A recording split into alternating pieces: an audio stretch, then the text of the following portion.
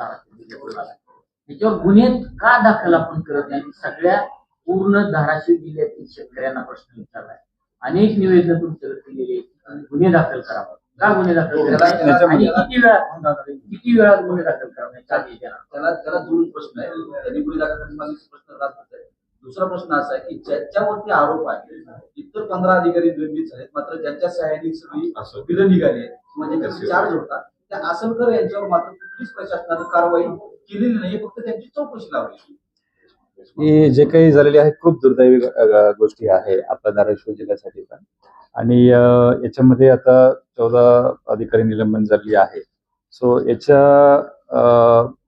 आपल्याकडे याच्या जे माहिती आलेली की लगेच आपण कृषी विभागाला पण कळले आहे आणि इमिडिएटली शासनाकडून प्रत्येक दखल घेऊन जॉईंट डायरेक्टर आणि एक उच्चस्तरीय समितीकडून तातडीने चौकशी होऊन पण अहवाल त्यांनी सबमिट केले आणि त्याच्यानंतर पण कारवाई झालेली आहे.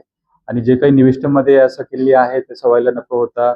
आता आपला धाराशिव जिल्हा शेती प्राधान्य जिल्हा आहे, अग्रेरियन जिल्हा आहे आणि आपण शेतकरी आणि शेती आपण केंद्रबिंदू म्हणून आपण सगळे मिळून अधिकारी तसं मीडिया आणि लोकप्रतिनिधी सगळं काम करतात आणि ही जे झालेली दुर्दैवी आहे. आणि याचे पण आता जे निवेदन आम्हाला प्राप्त झालेली आहे आपण कृषी विभागाला आयुक्त महोदयांना आणि जॉईंट डायरेक्टरला आपण निवेदन दिलेले आहे आणि स्वतः मी बोलले पण आहे याच्या संदर्भात पुढचे जे कारवाई आहे निलंबनाच्या त्यांनी करावी त्यांच्या सर्व्हर करणे अपेक्षित आहे.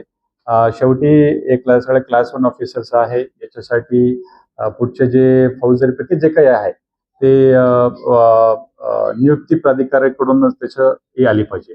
सो ही तांत्रिक गोष्टी आहेत ते वरून त्यांनी ऑलरेडी दखल घेतलेली आहे. लवकर याच्यावर कारवाई होईल असं वाटते. सर तुम्ही जसं म्हणताय तसं गुन्हा दाखल करण्याची जिल्हाधिकारी किंवा डीएम म्हणून तुम्ही शिफारस करणार का राज्य सरकारला? लेखी शिफारस करणार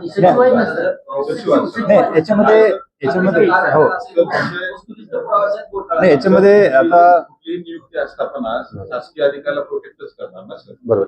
याच्यामध्ये कसं आहे याच्यामध्ये आता याच्या जिल्हाधिकारी म्हणून शिफारस करण्याऐवजी आपण ऑलरेडी याच्या जे चौकशी आहे वरून चौकशी होऊन तातडीने झालेली आहे म्हणजे तातडीने चौकशी होऊन शासन दखल घेऊन निलंबन केले म्हणजे त्याच्यामध्ये काही तरी अनियमितता आहे या अफरातफर झालेली आहे सिद्ध झालेली आहे.